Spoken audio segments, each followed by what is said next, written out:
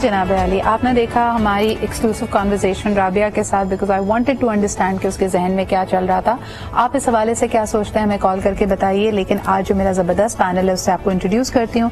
First and foremost मारवी अवान हमारे साथ मौजूद हैं, सोशल एक्टिविस्ट हैं और विमेन प्रोटेक्शन सेल के साथ बड़ा क्लोजली काम करती हैं। Thank you so much Marvi for being here. आप ही के साथ तशरीफ रखती हैं डॉक्टर हिना रहमान, माहिर नफ्सियात हैं। इसका जो नफ्सियाती पहलू है और खास तौर पर जो समाजी नफ्सियाती पहलू है उसके हवाले से इनसे गुफ्तगू करेंगे। And last but definitely not the least, Khawaja Naveed Sahab हमारे साथ मौजूद हैं और जो कानूनी हवाले से, क्योंकि कल से ये बात भी हो रही है कि भाई जो भी मामला था, अगर लीगल कोर्ट्स की बात की जाए, वहां से अगर एक शख्स बरी हो जाए तो फिर उसकी इस तरह पब्लिक शेमिंग नहीं करनी चाहिए। इस पे भी इनसे गुफ्तगू करेंगे। तो आइए सबसे पहले अगर मैं डॉक्टर हिना से शुरुआत करूं।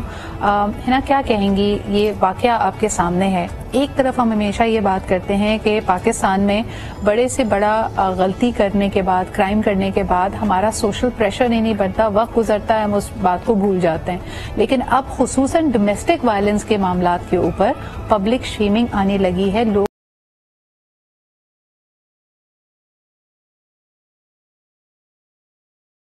ऐसे शख्स के साथ बैठना, उससे ताल्लुक रखना गवारा नहीं करते। क्या आप इसको एज एन अवेकनिंग पॉइंट देख रही हैं माशरे का कि हम फाइनली हमारी विक्टिम शेमिंग की स्टोरी से बाहर निकल रहे हैं? बिल्कुल। अगर पर्टिकुलरली इस इंसिडेंट की हम बात करते हैं, जो भी स्टैंस फीमेल पर्सन का है जी, वो उनकी अपनी क्लैरिटी वाइज, उनके पर्सपेक्टिव वाइज बिल्कुल दुरुस्त है, सही। उसका इम्पैक्ट जो दूसरा पर्सन है जिसकी रेफरेंस पे बात की जा रही है, उनका अपना पर्सपेक्टिव डेफिनेटली होगा, ठीक है। लेकिन जो एक ओरिएंटेशन डेवलप होना है कि आपने बैड बिहेवियर को बैड ही कंसीडर करना है और फिर उसके अकॉर्डिंगली ही उसको डील भी करना है, ये स्टैंस बहरहाल होना चाहिए, चाहे फीमेल हो चाहे वो मेल हो। ये दोनों लेवल पे होना चाहिए। ये नहीं है कि मैं क्योंकि फीमेल हूं तो मैं शायद सपोर्ट इस सूरत में फीमेल को ही करूंगी अगर वो विक्टिम है। चाहे मेल हो और चाहे फीमेल, दोनों तरफ से यही सेम पैटर्न होना चाहिए। ये आपने देखा कि जो रिएक्शंस आए हैं, मारवी इस पे मैं आपकी तरफ आना चाहूंगी, जो रिएक्शंस आए हैं उसमें कई खवातीन जो यकीनन कॉलीग्स हैं या जो मोहसिन को पर्सनल कैपेसिटी में जानते हैं, उन्होंने भी ये कहा है कि भाई अगर हम पर्सनल कैपेसिटी में ना भी जानते होते, जो ऑप्टिक्स निकल कर आई हैं, जिस तरह ये पूरी रुदात घटी है, शायद स्टांस सही नहीं था। Where do you stand? और आपको लगता है कि इस तरह के पब्लिक शेमिंग वाकयात के ला ताल्लुक हो जाना, पब्लिकली कंडेम करना, वॉक ऑफ करना, this is showing that the society is now waking up, और is that not good? Sidra, यहाँ पर सबसे पहले तो मैं आपको बताऊंगी, जैसा कि मैं काम करती हूँ डोमेस्टिक वायलेंस के हवाले से बहुत क्लोजली, विक्टिम्स की जो उनका दुख दर्द, उनका ट्रॉमा, उसको मैंने बहुत क्लोजली देखा है।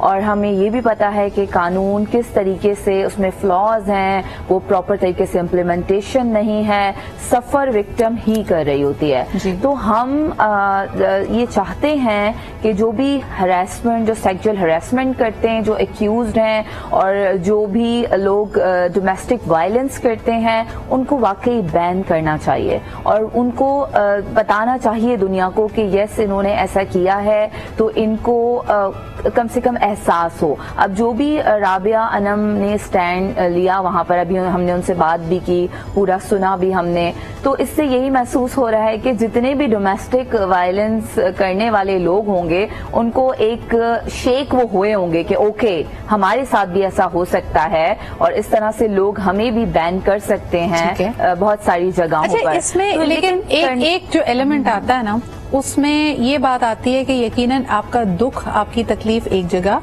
लेकिन फिर इसमें एक एलिमेंट ऑफ, चाहे ना चाहे, no better word for it, revenge का भी आ जाता है। ख्वाजा साहब, आप इस पे क्या कहेंगे? Where do the court of law and the legalities of the matter lie? आप कई केसेस में देखें, जैसे अली जफर को भी इसी तरह की पब्लिक शेमिंग का सामना करना पड़ा।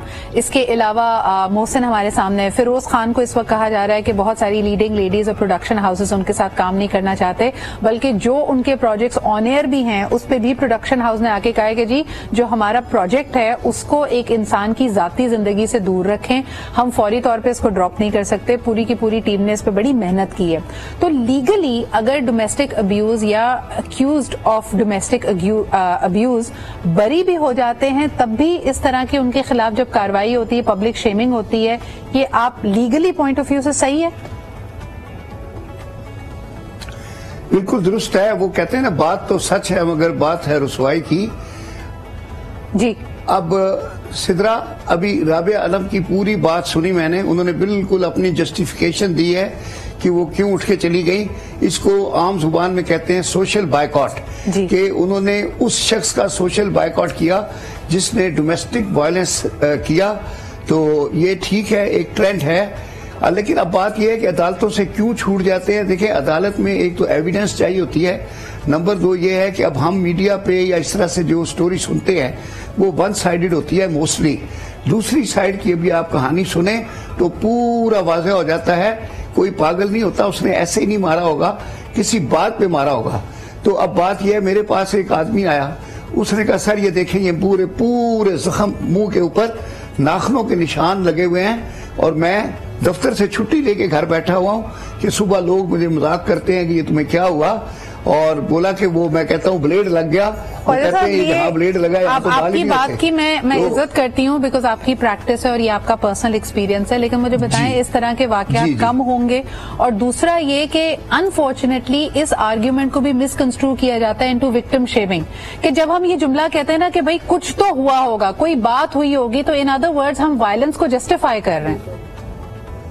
नहीं, कुछ लोग तो नशा करके अननेसेसरीली बीवियों को मारना शुरू कर देते हैं। इतने केस इस तरह के आते हैं, वो कहती है कि जी रात को पता नहीं नशा करके आता है, हमारा आस किससे आगे की है, सुबह माफिया मांग रहा है। आप कते कलामी की माफी चाहूंगी, हमारी आस किससे आगे की है। जब आपने अननेसेसरी कहा ना, ऑल वायलेंस इज अननेसेसरी, ये कहना बहुत जरूरी है। यानी हाथ उठना इन ऑल केसेस, चाहे आपकी रोटी गर्म हुई हो ना हो, आपको अगले के कैरेक्टर पे शुबा हो या ना हो, आप किसी तरह भी, यानी अगर आपकी बीवी की, आपकी मां से लड़ाई क्यों ना हुई हो, जिसको लोग सो कॉल्ड ये जस्टिफिकेशन देते कि जी यहाँ तो नेसेसरी था, किसी भी सिचुएशन में नेसेसरी नहीं होता, and we have to take a stand on it. नहीं, डोमेस्टिक वायलेंस तो किसी सूरत में भी ना अप्रूव किया जा सकता है, ना सपोर्ट किया जा सकता है।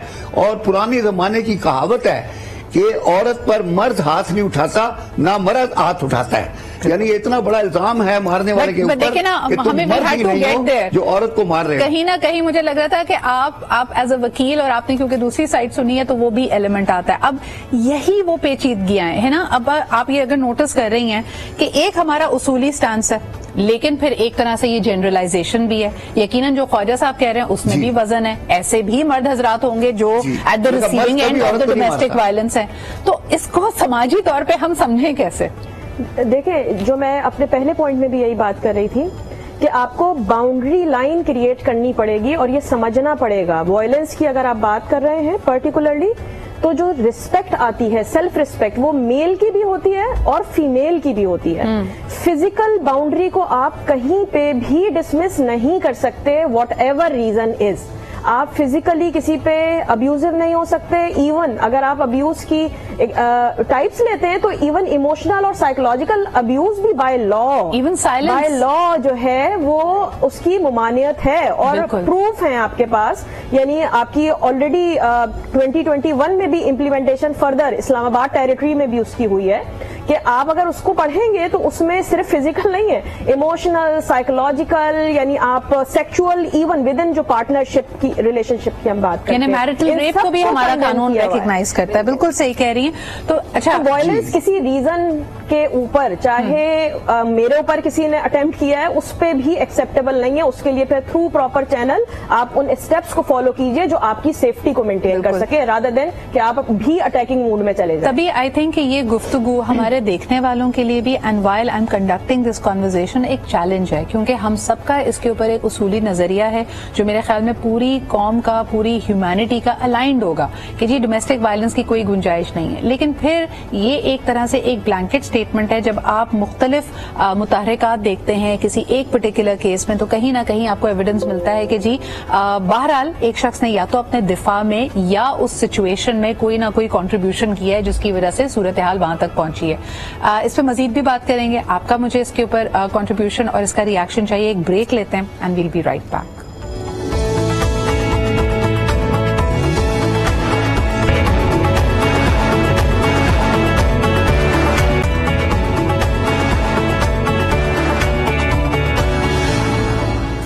बिफोर पिकिंग अ साइड या making a very rigid stand, कुछ जो मुतारकात होते हैं, जो एक रेगुलर साइकिल ऑफ अब्यूज होता है, उस पर नजर डाल लेते हैं। पहले अमूमन हमारे यहाँ देखा यह गया है कि बीवी पे अगर तशद्दुद की या अब्यूज की शुरुआत हुई है तो वो वर्बल होती है, इमोशनल होती है, बीवी पहले सह रही है या उसे अडेप्ट करने की कोशिश कर रही है।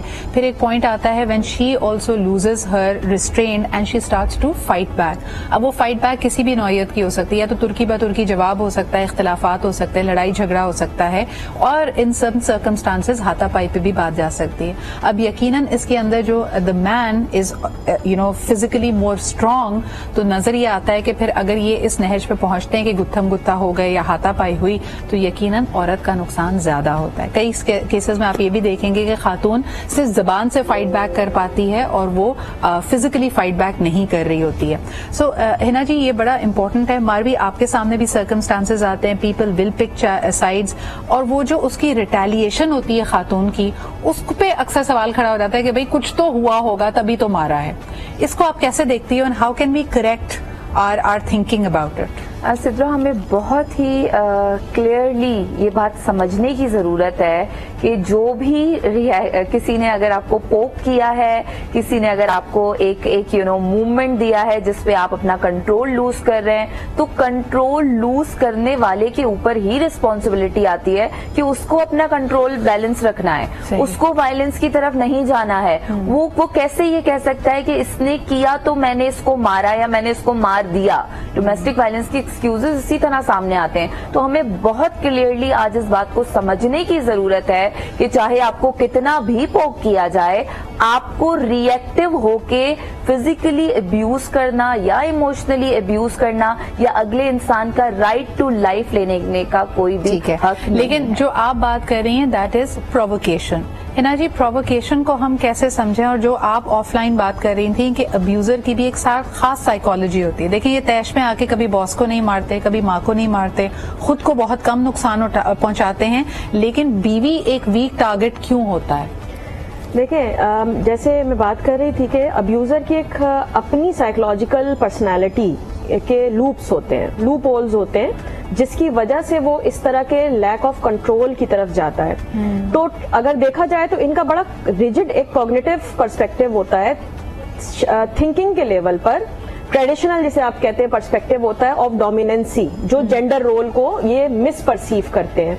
ठीक है कि मेल है तो वो डोमिनेंट उसकी परसेप्शन होगी हमेशा, और फीमेल है तो उसकी हमेशा सबमिसिव परसेप्शन होगी। एक तो ये इनका थिंकिंग स्टाइल होता है। दूसरा, इनकी जो अपनी इमोशनल एक्सप्रेशंस की, जो फीलिंग्स की जो एक्सप्रेशन होती है, ये उसमें लैक करते हैं। इन्हें इमोशनल अंडरस्टैंडिंग जो होती है वो इतनी एक्यूरेट होती नहीं है, ना अपनी फीलिंग एक्सप्रेस सही करना आती है, और ना ही जो दूसरा सामने वाला पर्सन होता है उसके इमोशन को ये अंडरस्टैंड कर सकते हैं। यानी एम्पैथी का जो लेवल होता है, आप कहते हैं कि वो एज कंपेयर टू अदर्स वो कम होता है। अच्छा, तो इसलिए अंडरस्टैंड नहीं कर पाते। बिल्कुल सही कह रही हैं। अच्छा, इसके अंदर जो एक बात अक्सर कही जाती है कि ये is this a break down of communication, या ये ट्रिगर्स हैं? और खास तौर पे अब जो हमारे सामने आ रही हैं सिचुएशंस के कई ऐसे शोबाए जिंदगी से ताल्लुक रखने वाले लोग जो हसास हैं, यानी जब आप एक आर्टिस्ट हैं, एक क्रिएटिव इंसान है, लिखने लिखाने का या मौसीकी का शौक रखते हैं, तो वन वुड इमेजिन कि आप में एम्पैथी और एहसास मौजूद है। ये क्या डिस्कनेक्ट है? देखिए, एम्पैथी का जो कनेक्शन है वो रिलेशनशिप वाइज है, वो आपकी सिर्फ तखय्युल के लेवल पर नहीं है। आप बहुत क्रिएटिव राइटर हो सकते हैं, आप बहुत अच्छे आर्टिस्ट हो सकते हैं, ठीक है, लेकिन आपका कनेक्शन में भी वो नेचर और या अपनी फील्ड की रेफरेंस में ज्यादा स्ट्रांग है। बात जब गिव एंड टेक की आती है ना, पर्सनल रिलेशनशिप में आती है कि सामने वाला जो है, क्या मैं उसके पर्सपेक्टिव को भी वैसे ही अंडरस्टैंड करती हूँ जैसे मेरा पर्सपेक्टिव होता है? क्या मैं सामने वाले को वो स्पेस देती हूँ जो मैं अपने लिए चाहती हूँ? तो एम्पैथी की जो कनेक्शन है, बेसिकली वो कहते हैं ना कि put yourself in the shoe of other. ठीक है कि आप ये बात हम ख्वाजा साहब की तरफ लेके चलते हैं। ख्वाजा साहब, आपने खुद इस इस्तिलाह का इस्तेमाल किया और यकीनन this is evidence of social boycotting. Social boycotting या कानून के जरिए सजा मिलने के बाद कोई रेफर्मेशन का, इस्लाह का, अपने आने वाली जिंदगी में अपने अंदर तब्दीली लाने का कोई रास्ता बचता है, या एक शख्स अपने गुनाह के साथ लेबल हो जाता है और सारी जिंदगी उसकी सजा ही भुगतता रहता है? आपने क्या देखा है? नहीं, बात यह है कि देखें, इस्लाह करने का इंसान के अंदर एक बहुत बड़ा जज्बा है। देखिए, गलती किसी से भी हो सकती है, बड़े बड़े अक्लमंद लोग भी गलतियां कर जाते हैं, लेकिन इसका ये मतलब नहीं कि अगर एक दफा गलती हो गई तो आदमी उस पर स्टिक हो जाए और कहे कि नहीं जी अब तो मेरा स्टांस हो गया है, मैंने उसको सारी जिंदगी डिफेंड करना है। भाई आपसे गलती हो गई है। मुझे ये पता है खास तौर पे डोमेस्टिक वायलेंस में अमूमन जब हस्बैंड हाथ उठाता है या करता है, जैसे उसका गुस्सा ठंडा हो जाता है वो खुद अपोलोजेटिक हो जाता है, वो उस बीवी को मनाने की भी कोशिश करता है, लेकिन कभी कभी बात वो फैल जाती है, बीच में आ जाती है, फिर घर वाले आगे आ जाते हैं, फिर लोग वो उसको आग लगाते हैं और जलती पे तेल डालते हैं। अच्छा ख्वाजा साहब, ये आपने बड़ी अहम बात कही है और ये मैं मारवी की तरफ लाना चाहूंगी। मारवी, कई इंसिडेंसेस में हमें ये तफरीक करना बहुत जरूरी है कि अब्यूजर्स दो तरह के होते हैं। कई लोग वाकई पहली दफा अगर उनसे गलती सरजद हो जाए, किसी वजह से तैश में आके अगर उन्होंने बीवी पे हाथ उठा लिया और ये उनकी नेचर नहीं है, उस पर वाकई पशेमा होते हैं और अगर वो रेकनसाइल कर ले कपल तो ऐसा इंसिडेंट रिपीट 15 मिनट में रिपीट नहीं होता। लेकिन कुछ लोग पैटर्न वाइज अब्यूजर्स बन जाते हैं, तो इन दोनों में तफरीक कैसे की जाए? और अब क्योंकि कई दफा लोग कहते हैं कि ये भी बड़ी गलत बात है, खवातीन को आप लोग जो सलाह दे रहे हैं कि पहला ही इंसिडेंट हो और वॉक ऑफ कर जाओ, तो ऐसा ना करें, एक शख्स को मौका दें सुधारने का। आप क्या कहेंगी इस बारे में? सिद्रा, मैं आपको कुरतुलैन बलोच के केस की तरफ, रिपीटेडली होता रहा वायलेंस, रिपीटेडली अपॉलॉजीज होती रही, वो पेरेंट्स के घर बार बार गई और बहुत सारे इस तरह के केसेस, खवातीन फिर उनको मनाकर लेकर आया जाता है और अगेन वही चीज की जाती है। अब यहाँ पे हमारी औरत को समझने की जरूरत है कि अगर एक चीज के लिए अपॉलॉजी हो गई, उन्होंने खुद इस चीज को माफ करके एक न्यू स्टार्ट लेने का डिसीजन लिया है और दोबारा वो चीज होती है, तो यहाँ पर औरत को डिसीजन लेना है कि अगर ये कंटिन्यू होता रहेगा तो आपकी लाइफ थ्रेट में है, आप एक एब्यूसिव रिलेशनशिप में है, आप ग्रो नहीं कर सकते।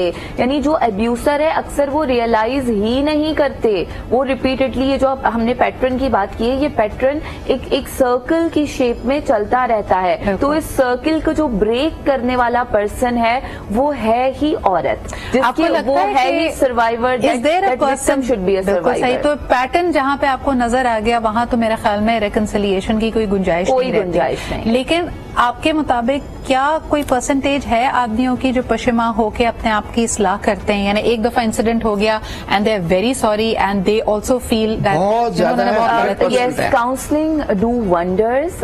एक रियलाइजेशन काउंसलिंग अगर उनके अंदर वो जाग जाती है, तो हमने देखा है काफी ऐसे केसेस कि कुछ और नहीं तो फिजिकल वायलेंस रुक जाता है, कुछ और नहीं तो वो मिलकर वो जो प्रॉब्लम्स हैं उनको बेहतर करने की कोशिश करते हैं। लेकिन इसके लिए हमें वाकई एक्सपर्ट्स की जरूरत पड़ती है। हम कहते हैं हर फोरम पे कि जिसको भी अब्यूसर को फील होता है कि वो ये चीज रिपीटेडली कर रहा है, तो वो दोनों कपल मिलकर साइकोलॉजिकल सपोर्ट लें। नहीं, it's like any other addiction, it's about understanding your shadows. आप चाहे सिगरेट की आदत छोड़ना चाहें, चाहे अल्कोहल की आदत छोड़ना चाहें, झूठ बोलना छोड़ना चाहें या किसी पे हाथ उठाने की आदत छोड़ना चाहें, मदद मांगने में कोई शर्म नहीं होनी चाहिए। बहुत शुक्रिया। ख्वाजा साहब हमारे साथ मौजूद थे, हिना हमारे साथ मौजूद थी, मारवी हमारे साथ थी। I think this is an ongoing subject and we must keep bringing it up ताकि हमारी अपनी अंडरस्टैंडिंग इस बारे में बेहतर हो। इसी के साथ मुझे इजाजत दीजिए, कल मुलाकात होती है। खुदा हाफिज।